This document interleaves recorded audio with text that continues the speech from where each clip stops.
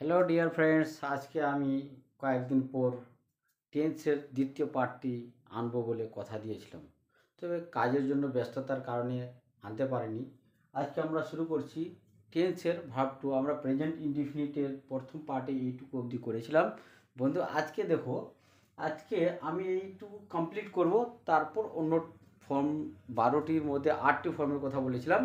অবশ্যই এই 8টি ফর্মকে কমপ্লিট করতে হবে, কারণ আমি সেদিনও বলেছিলাম ইংরেজিটা অত্যন্ত জরুরি, বিশেষ করে টেন্স এটা করতেই হবে, কারণ টেন্স হলো ইংরেজির মেরুদণ্ড।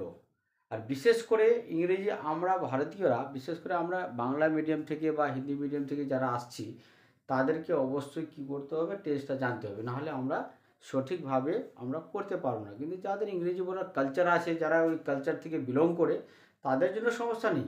আমাদেরকে কিছু গ্রামার কিছুটা হলেও ফলো করতে হবে। আর আমরা টেন্স যদি জানতে পারি, পরবর্তীকালে আমরা স্কুলের পড়াশোনার ক্ষেত্রে হোক বা বড় লেভেলের কম্পিটিশনের ক্ষেত্রে হোক, এগুলো জিনিস আমাদের জানা থাকলে পরে সমস্যা হবে না। তো আমি এখান থেকে যে আজকে আবার শুরু করছি। গত পার্ট 1-এ আমরা এখানে শেষ করেছিলাম, যে বলেছিলাম যে সাবজেক্ট, ভার্ব আর অবজেক্ট, এখান থেকে শুরু করব। এখানে একটা পয়েন্ট আমি লিখে দিয়েছি, যেটা অবশ্যই জানতে হবে। লিখেছে সাবজেক্ট যদি থার্ড পারসন, পার্সনটা ছুটে গেছে, এখানে দিয়ে দিলাম, পার্সন সিঙ্গুলার নাম্বার হয়, তবে ভার্ব এর সঙ্গে ইয়েস বা ইয়ে যোগ হয়। এই ইয়েস বা ইয়ে যোগ হয়, তাহলে কি বলা হয়েছে এখানে, সাবজেক্ট যদি থার্ড পারসন সিঙ্গুলার নাম্বার, অর্থাৎ কর্তা যদি একজন, শুধু একজন বোঝায়, সে কর্তা কোনো নাম ধরে হতে পারে, বা প্রোনাউনও হতে পারে, নাউনও হতে পারে। তো এখানে আমাদেরকে মনে রাখতে হবে প্রেজেন্ট ইনডিফিনিটের ক্ষেত্রে, মানে 8টা ফর্ম বলেছিলাম, গঠন বলেছিলাম, তার মধ্যে 1 নম্বর গঠনে এটা আসছে। আর উদাহরণ হিসাবে আমি 4টা বাক্য নিয়েছি। এই বাক্যগুলি হলো, প্রথমে দেখো আমি লিখেছি, আমি একটি বই ক্রয় করি। অর্থাৎ আমরা প্রথমে কি করব, প্রশ্ন করব, কে বই করে করে, আমি, অর্থাৎ সাবজেক্ট হয়ে গেল। এবার এখানে দেখো কোনো হেল্পিং ভার্ব নেই গঠনে, অতএব আমাদেরকে হেল্পিং ভার্বের কথা ভাবতেই হবে না।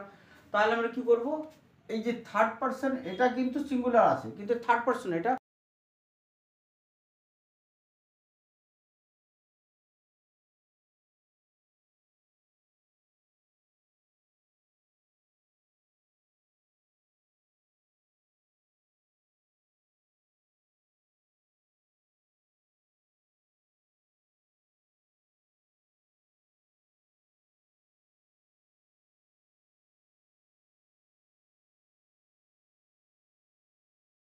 প্রয়োগ করবো, মানে কি জিনিসটাকে করব, একটি বইকে, একটির জন্য আমরা আর্টিকেল এ ব্যবহার করে দিই, আর বুক, আমরা এটা কমপ্লিট করে দিলাম।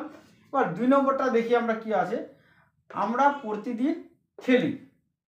কারা খেলে, আমরা খেলি, বুঝ হয়ে গেল। কি করি, কি করি, খেলি, এই ক্রিয়াটা পেয়ে গেলাম, আমরা ক্রিয়াটা পেয়ে গেলাম, কি, খেলি, প্লে। এবার আমরা কি সাবজেক্টে কি রয়েছে আমাদের, প্লুরাল রয়েছে, উই প্লুরাল রয়েছে, অর্থাৎ একের বেশি থাকলে আমরা ভার্বের সাথে ইয়েস বা ইয়েস যোগ করবো না। এখানে কি হয়েছে, ইয়েস বা ইয়েস কখন যোগ করব, যখন third person singular. Third person কোনটাকে ভাবো, যিনি আমাদের কাছে প্রেজেন্ট নেই, একজন বোঝাচ্ছে, প্রেজেন্ট নেই এবং একজন বোঝাচ্ছে, সেটা হলো থার্ড পারসন সিঙ্গুলার নাম্বার। কিন্তু এখানে আমরা নিজেরাই আছি, মানে একের বেশি আছি, অর্থাৎ ইয়েস যোগ হবে না। এবার খেলি, কবে খেলি, কি খেলি দেওয়া নাই, কবে খেলি, প্রতিদিন এখানে লেখা আছে, তো আমরা এটাতে ডেইলি সিম্পলি লিখতে পারি। এবার হয়ে গেল we play day, we play daily, আমরা প্রতিদিন খেলি। কি খেলি দেওয়া নেই, অর্থাৎ আমাদেরকে দেওয়ার প্রয়োজনই নেই।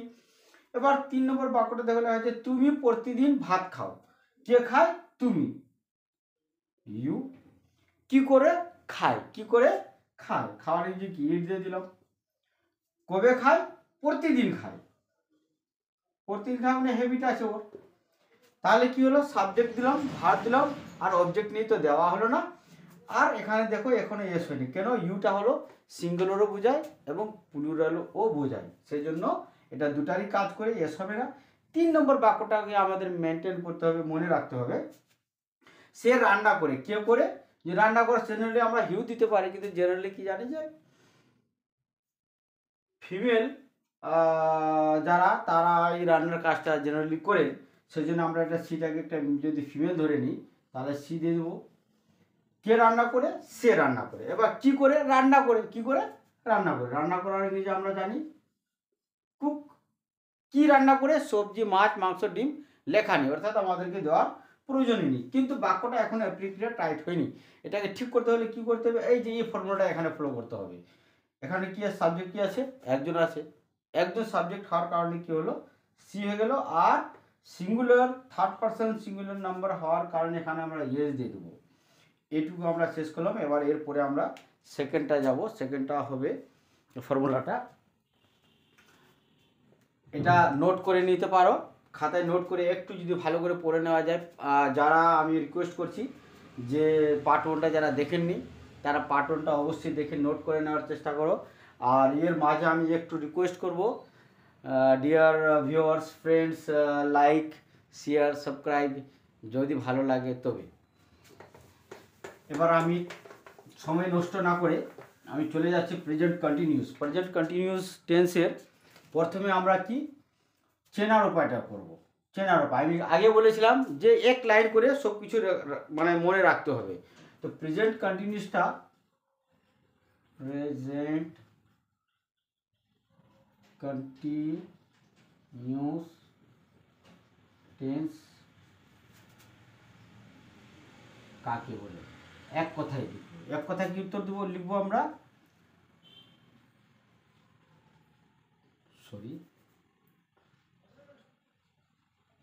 বর্তমানে কোনো কাজ শুরু হয়ে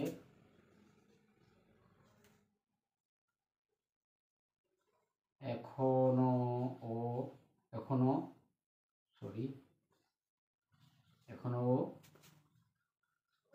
চলিতেছে তাকে পিসি টেন্স বলে, প্রেজেন্ট কন্টিনিউয়াস টেন্স বলে। এবার চেনার উপায়, চেনার উপায় অবশ্যই নোট করতে থাকো। দরকার পড়লে ভিডিওটা আমি রেকর্ডিং করে দিচ্ছি, পরে জুম করে করে এটাকে রেকর্ড করে নিতে হবে। এটা ক্লাস 5 থেকে নিয়ে 12 অবধি প্রয়োজন আছে, এবং যারা কম্পিটিশন বা আরও ইংলিশটাকে আরও ভালো করতে চায়, গ্রামার লেভেল ভালো করতে চায়, অবশ্যই এগুলো দরকার আছে। আর এগুলো শিখতে হবে, একদম কম্পালসারি শিখতে হবে। টেন্সের এই 8টা গঠন আমি বলেছি, এই 8টা গঠন যদি ত্রুটি থেকে যায় আমি শিওর বলছি যে তাকে ভয়েস চেঞ্জ, নেরেশন এবং গ্রামারের যে কোনো পাঠ করতে গেলে তার কাছে ওইগুলো ভুল হবে। আর টেন্সটা যদি জানা থাকে তাহলে অনেকটা কনসেপ্ট ক্লিয়ার হয়ে যাবে। চ্যানেলটা কি? বাংলা ক্রিয়া পদের শেষে, ক্রিয়াপদের শেষে মানে বাংলা বাক্যটার শেষে কি তেছো, তেছি, তেছেন, তেছো, তেছি, তেছেন প্রভৃতি থাকলে এই টেন্স হয়। এই টেন্স হয় মানে প্রেজেন্ট কন্টিনিউয়াস টেন্স হয়। এবার গঠনটা কি করব? Subject plus is, are, am plus verb plus ING যুক্ত প্লাস অবজেক্ট, এটা হলো গঠন। তাহলে আমরা এই 3টা পয়েন্ট, কটা পয়েন্ট? 3 পয়েন্ট, এক লাইন করে 1.5 লাইন করে দিয়েছি। অবশ্যই এটাকে মুখস্থ করে নিতে পারো। আর তার সাথে সাথে একটু প্র্যাকটিস করতে হবে।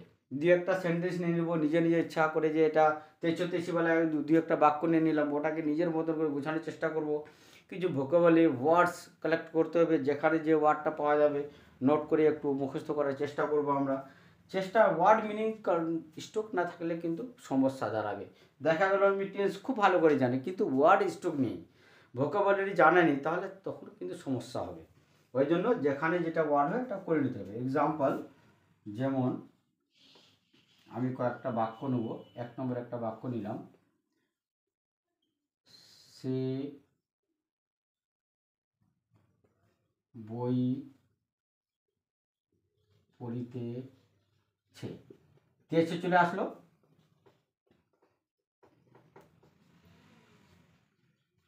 আমি গ্রামার পড়াইতেছি,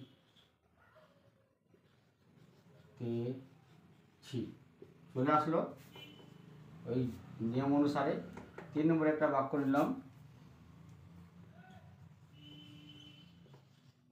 তাহারা মাঠে কাজ করিতেছেন, চলে আসলে। এবার আমরা ট্রান্সলেট করব। বাক্যটাতে কি আছে দেখি নি আমরা। সে বই পড়িতেছে, কে বই পড়ছে? সে, হি দিয়ে দিলাম। তারপর আমরা এখানে জানি হেল্পিং ভার্ব কটা রয়েছে প্রেজেন্ট কন্টিনিউয়াসে 3টা, ইজ, আর, এম। ইজ কখন হয়? থার্ড পারসন সিঙ্গুলার নাম্বার, অর্থাৎ সাবজেক্ট যদি একজন মনে হয় তবে সব সময় মনে রাখতে হবে ইজ ব্যবহার হবে। একজনের বেশি মানে প্লুরাল নাম্বার যদি হয় তাহলে আর রাখতে হবে মনে। এবং যদি সাবজেক্ট আই অর্থাৎ ফার্স্ট পারসন সিঙ্গুলার নাম্বার থাকে তবে কি ব্যবহার হবে? এম ব্যবহার হবে। আর প্রেজেন্ট কন্টিনিউয়াস টেন্স মানে কোনো কাজটা কন্টিনিউ চলছে, শুরু করেছি, চলছে। এখন যেন আমি বলছি, পড়াচ্ছি, আমার কাজ কন্টিনিউ আছে, এইরকম কথা, মানে কাজটা থামবে না, বর্তমানে শুরু হয়েছে, এখনো চলছে, চলার মানে হলো কন্টিনিউয়াস টেন্স। আর কন্টিনিউয়াস টেন্স যদি থাকে তবে আমরা ভার্বের সাথে অবশ্যই আইএনজি যোগ করব। তাহলে আমরা কি করলাম এখানে? হি, তাহলে এখানে সাবজেক্ট কি আছে? থার্ড পারসন সিঙ্গুলার নাম্বার, তার মানে ইজ ব্যবহার হয়ে গেল, হি ইজ। এবার কি করছে?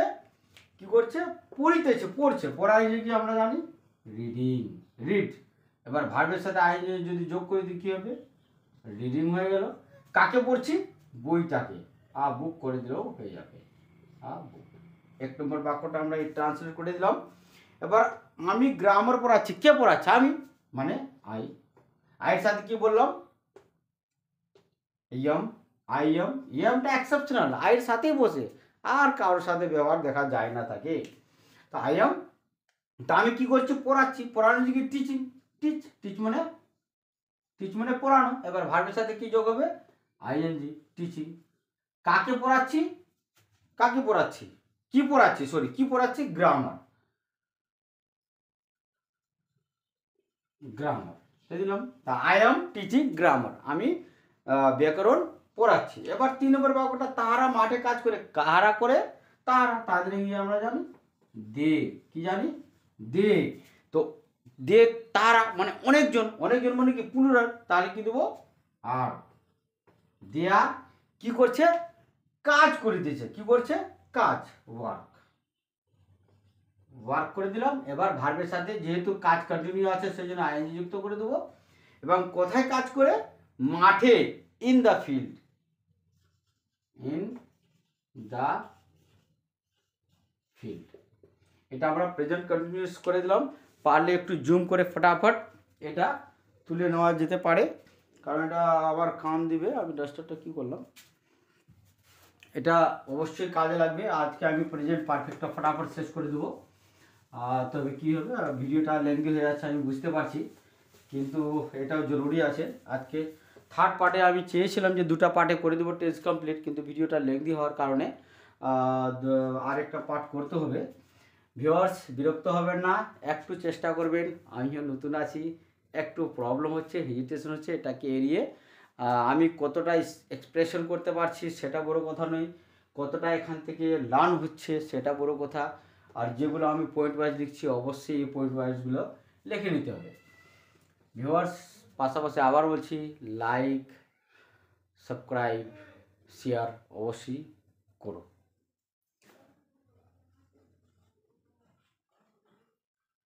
প্রেজেন্ট পারফেক্ট টেন্স কাকে বলে? এক কথায় উত্তর লিখব। এক কথায় কোনো কাজ শুরু হয়েছে কিন্তু তার ফল এখনো হয়নি বা বোঝা যায়নি তাকে কি পিপিটি প্রেজেন্ট পারফেক্ট টেন্স বলে। এবার কি করে চেনার উপায় বলেছিলাম, এটা মোস্ট এক লাইনে করতে হবে। বাংলা বাক্যের শেষে ইয়াছো,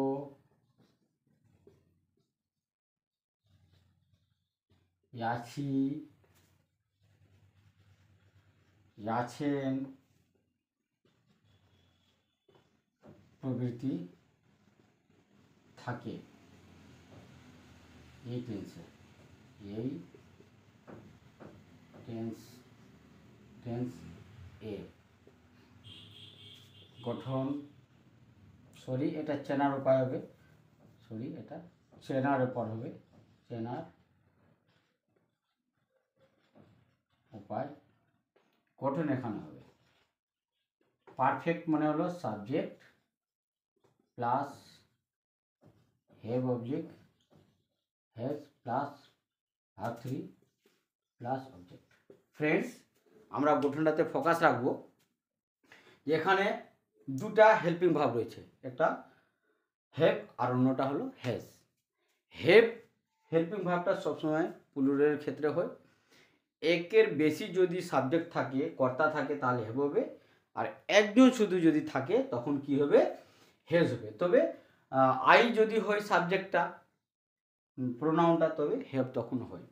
আমরা একটা বাক্য আমরা কি করলাম, আবার বলে দিচ্ছি আমি, যে কোনো কাজ শুরু হয়ে শেষ হয়ে গেছে। আমি পড়াতে শুরু করলাম, সব ধরে নাও, এবার কাজটা শুরু করে আমি শেষ করে দিয়েছি, কিন্তু পড়ানোর পর আপনারা যারা দেখছেন শিখতে পারলে কিনা তার ফলাফল আমি কিছুই বুঝতে পারলাম না, সেটাই প্রেজেন্ট পারফেক্ট। অর্থাৎ আমি ভাত খেলাম, কিন্তু ভাত খেয়ে কেউ আমাকে জিজ্ঞেস করলো যে তুমি এসো ভাত খেতে আসো, তো আমরা জেনারেলি কি বলি, হ্যাঁ আমি ভাত খেয়ে নিয়েছি। ভাত খেয়ে নিয়েছি এর মানে এ নয় যে ভাত খাওয়ার পর আমার পেট ভরে গেছে বা পেট ভরেনি, মানে আমার খিদাটা শেষ হয়ে গেছে, শুধু এটা জানা গেল খেয়েছে, তাহলে রেজাল্টটা এখনো উজ্জ্বল আছে। সেই ক্ষেত্রে কি হয়, প্রেজেন্ট পারফেক্ট টেন্স হয়। এবং চেনার উপরটা বলে দিয়েছে বাংলা, এই যে 1 নম্বর ইয়াছো, ইয়াছি, ইয়াছেন প্রভৃতি প্রেজেন্ট পারফেক্ট টেন্স, এই কথাগুলো মনে রাখতে হবে বাংলা বাক্যে, তবে ট্রান্সলেট করতেও আমরা সুবিধা পাবো। আর এখানে তো বলে দিলাম হ্যাভ হ্যাজ, যদি কোনো বাক্যে, যে কোনো বাক্যে ইংরেজিতে যদি আমরা হ্যাভ বা হ্যাজ দেখতে পাই আর তার সাথে যদি ভার্ব থাকে, মনে করে নিতে হবে সেই বাক্যটা প্রেজেন্ট পারফেক্ট টেন্স। এবার প্রেজেন্ট পারফেক্ট টেন্সকে আমরা কি করব, ট্রান্সলেট করার সময় আগে বাংলা বাক্য নিয়ে নিই, একটা বাংলা বাক্য নিয়ে কি বললাম, সাপোজ ধরো ছেলেটি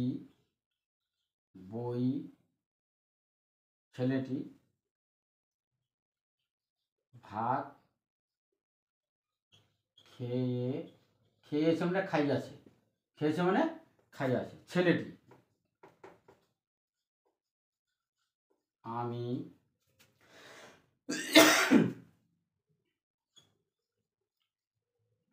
ইংরেজি শিখেছি।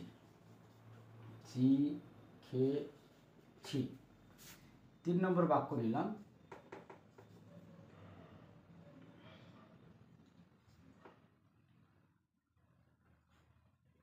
তুমি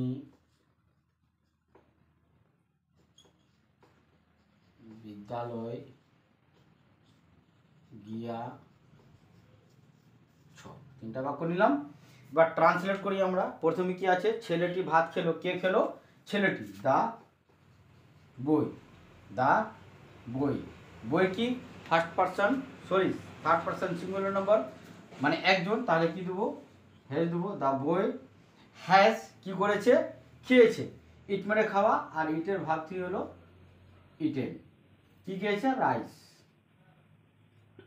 the boy has eaten rice. আমি ইংরেজি শিখেছি, কে শিখেছে? আমি। আইয়ের সাথে কি বললাম? হেল্পিং ভার্বটা হ্যাভ হবে। আই হ্যাভ কি করেছি? শিখেছি। শিখাচ্ছি লার্ন, ভার্ব 3 হলো লার্নড। এবার কি শিখেছি? ইংরেজি, ইংলিশ। 3 নম্বর বাক্যটা কি করেছি? তুমি বিদ্যালয়ে গিয়েছো। ইউ, ইউর সাথে হ্যাভ হয়, you have gone to school. বন্ধু, আজকে আমরা প্রেজেন্ট কন্টিনিউস করলাম, আর এরপরে ভিডিওটা অনেক বড় হয়ে যাচ্ছে। আমি এরপরে একটু সংক্ষেপে আর শর্ট করে যতটা হয় আর একটা ভিডিও করে আমি টেন্সটা কমপ্লিট করে দেবো। টেন্স কমপ্লিট করে তারপর গ্রামারের যে পার্টগুলো কিছুটা প্র্যাকটিস করাবো, করায় অন্য পার্টগুলো করাবো। আর বন্ধুরা, যদি ভালো লাগে তাহলে লাইক, শেয়ার, সাবস্ক্রাইব করো। আর আজকের জন্য বাবাই।